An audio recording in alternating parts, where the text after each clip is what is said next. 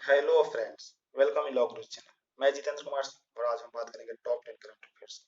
दोस्तों, आज तारीख हो गया 25 मई 2020 और आज के बहुत सारे इंपॉर्टेंट करंट अफेयर्स निकल के आ रहे हैं। दोस्तों, आज जो वीडियो में मैं कवर करूंगा उसका अगर आप पीडीएफ चाहते हैं तो पीडीएफ भी अवेलेबल है और इस पीडीएफ को आप डिस्क्रिप्शन बॉक्स से डाउनलोड कर सकते हैं। चलिए आज का करंट अफेयर्स स्टार्ट करते हैं। तत्पर योजना किस राज्य सरकार द्वारा शुरू की गई है? यह झारखंड के द्वारा शुरू किया गया है। इस तत्पर योजना के अंतर्गत जो भी प्रवासी अगर कहीं फंसे हुए हैं, कोविड-19 की वजह से लॉकडाउन हो चुका है पूरे देश में, पूरे दुनिया में, तो उसके कारण जो भी प्रवासी अगर फंसे हुए हैं तो उनको घर वापसी जाने की सुविधा दी गई है। इसी स्कीम को नाम दिया गया है तत्पर योजना। और जिला प्रशासन ने पहल के शुभारंभ के बाद बसों में लगभग 140 प्रवासियों को अपने आवास भेजा है। जो राष्ट्रीय राजमार्गों पर पैदल चल रहे हैं उन्हें परिवहन की सुविधा दी जा रही है। ठीक है दोस्तों, इसके लिए एक हेल्पलाइन नंबर भी जारी किया गया है जिसके अंतर्गत कोई भी प्रवासी अगर कहीं फंसी हुई है तो वो हेल्पलाइन नंबर पे फोन करके इस सुविधा का लाभ उठा सकता है। दोस्तों, राजस्थान की राजधानी जयपुर, दिल्ली की राजधानी न्यू दिल्ली, छत्तीसगढ़ की राजधानी रायपुर और झारखंड की राजधानी रांची। चलिए दोस्तों, next question. Mobile broadband speed के मामले में भारत, पाकिस्तान और नेपाल से भी नीचे खिसकर कौन से स्थान पर पहुंच गई है? ये 132वें स्थान पर पहुंच चुकी है। उकला स्पीड टेस्ट की एक रिपोर्ट के मुताबिक मोबाइल ब्रॉडबैंड स्पीड के मामले में भारत, पाकिस्तान और नेपाल से भी नीचे खिसकर 132वें स्थान पर पहुंच गई है। इस लिस्ट में प्रथम स्थान पर जो है 88.01 MB पर सेकेंड की सबसे अधिक स्पीड के साथ दक्षिण कोरिया पहले स्थान पे है। दोस्तों, ये जैसे देख रहे हैं मोबाइल ब्रॉडबैंड, ये जो है इसका खिसकर कितने नंबर पर हो गया? 132वें स्थान पर जा चुकी है। और फर्स्ट स्थान पे कौन है? फर्स्ट स्थान पे है साउथ कोरिया। इसकी स्पीड क्या है? इसकी स्पीड है 88.01 MB पर सेकेंड। चलिए नेक्स्ट। अंतरराष्ट्रीय चाय दिवस किस तिथि को मनाया जाता है? अंतरराष्ट्रीय चाय दिवस 21 मई को मनाया जाता है। ये चाय दिवस किस लिए मनाया जाता है? इसका उद्देश्य क्या है? संयुक्त राष्ट्र द्वारा प्रतिवर्ष 21 मई को अंतरराष्ट्रीय चाय दिवस मनाया जाता है। इसका मनाने की वजह यह है कि लोगों को इसके प्रति जागरूक करना और इसकी खपत बढ़ाना। जागरूक करना, खपत बढ़ाना। किस लिए खपत बढ़ाना? ताकि इससे रोजगार मिल सके और इसके क्या फायदे हैं, क्या नुकसान है, इसके बारे में लोगों को अवगत करा सके। नेक्स्ट। भारत के किस आयोग ने हाल ही में विदेशों में अपने द्वारा बनाए गए फेस मास्क का बेचने की योजना बनाई है? दोस्तों, यह है खादी और ग्रामोद्योग आयोग। इसके तहत भारत का ये प्लान है कि जो मास्क, हर एक व्यक्ति मास्क यूज कर रहा है, तो इसको विदेश के मार्केट में भी उतारने का भारत का नेक्स्ट प्लान है।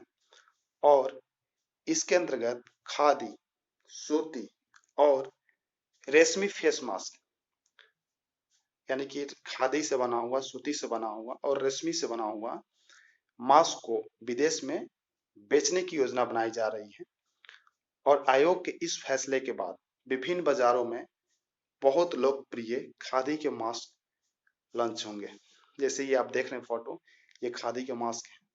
इस पे भी अगर आप ध्यान दे रहे होंगे, ये भी जो लेबल है खादी का ही मास्क है। ठीक है दोस्तों, तो इससे क्या होगा कि बहुत मात्रा में अगर बनाया जाएगा तो इससे कोविड-19 से भी प्रिकॉशन लेने में सहायक होगा और भारत इसको दूसरे देशों में भी एक्सपोर्ट कर सकता है। नेक्स्ट। रेलवे ने अगले 10 दिनों में करीब कितनी श्रमिक स्पेशल ट्रेन चलाने की घोषणा की है? दोस्तों ये 2600 श्रमिक स्पेशल ट्रेनें चलाने की घोषणा की है।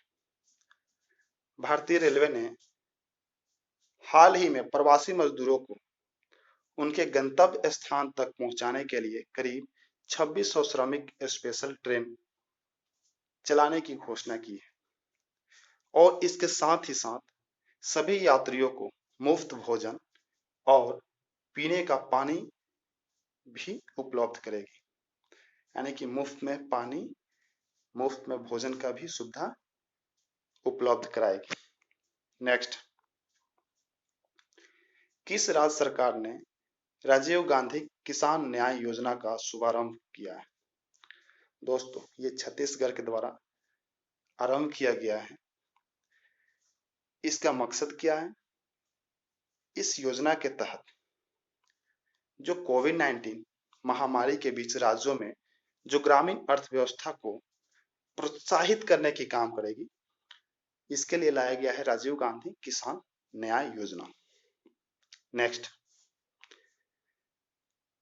नरेडको के नवनियुक्त महानिदेशक का नाम बताइए। दोस्तों ये है राजेश गोयल। नरेडको का मतलब क्या होता है? नरेडको जो है शॉर्ट में कहा जाता है, इसका मतलब होता है, इसका फुल फॉर्म होता है राष्ट्रीय रियल एस्टेट डेवलपमेंट काउंसिल और इसकी स्थापना 1998 में की गई थी। इसकी जो मुख्यालय है न्यू दिल्ली में इसकी मुख्यालय है और इसके साथ मुख्यालय के साथ आवास और शहरी मामलों के मंत्रालय के तहत की गई थी। ठीक है दोस्तों। नेक्स्ट, भारतीय अर्थशास्त्री आभास के झा को किसने दक्षिण एशिया में जलवायु परिवर्तन पर महत्वपूर्ण स्थिति के लिए नियुक्त किया है? यह है विश्व बैंक। विश्व बैंक ने इसको नियुक्त किया है। ये जो है भारतीय अर्थशास्त्री आभास के झा पटना के रहने वाले हैं और ये न्यूज़पेपर का कटिंग आप देख सकते हैं, प्रभात खबर में भी इससे पहले पब्लिश हो चुका है। और विश्व बैंक यहाँ पे जो भारतीय अर्थशास्त्री आभास के झा को विश्व बैंक के द्वारा जो नियुक्त किया गया है, किस उद्देश्य से किया गया है? इनको उनकी क्षमता, विश्व बैंक उनकी क्षमता का उपयोग जलवायु परिवर्तन और आपदा जोखिम प्रबंधन के लिए करेगा। ठीक है दोस्तों। नेक्स्ट, अमेरिका के इक्विटी फर्म केकेआर ने भारत के किस फर्म 1.5 अरब डॉलर का निवेश करने का ऐलान किया है? ये जो है रिलायंस जियो के अंतर्गत इन्वेस्ट करने का ऐलान किया है और ये जो है मुकेश अंबानी की रिलायंस जियो में हाल ही में अमेरिका के इक्विटी फर्म केकेआर ने 1.5 अरब डॉलर का निवेश करने का ऐलान किया है। इस कंपनी ने जियो में 2.32% की हिस्सेदारी खरीदने की घोषणा की है। कितना का? 2.32। ठीक है दोस्तों। नेक्स्ट, फोर्ब्स मैगजीन के अनुसार कौन सेरेना विलियम्स को पीछे छोड़कर दुनिया की सबसे ज्यादा कमाई करने वाली महिला एथलेटिक बन गई है? दोस्तों पहले सेरेना विलियम्स सबसे ज्यादा कमाने वाली एथलेटिक महिला थी, लेकिन इनसे भी आगे कौन ऐसी लेडी या कौन ऐसी एथलेटिक, वो भी महिला में, इनसे आगे जा चुकी है? ये हैं जापान की नाओमी ओसाका, जो सेरेना विलियम्स को पीछे छोड़कर दुनिया की सबसे ज्यादा कमाई करने वाली पहला एथलेटिक बन गई है। नाओमी ओसाका ने पिछले वर्ष 37.4 मिलियन डॉलर की कमाई की थी। ठीक है दोस्तों, अगर आपको कोई डाउट है तो आप कमेंट सेशन में जाकर कमेंट कर सकते हैं। Thanks for watching video.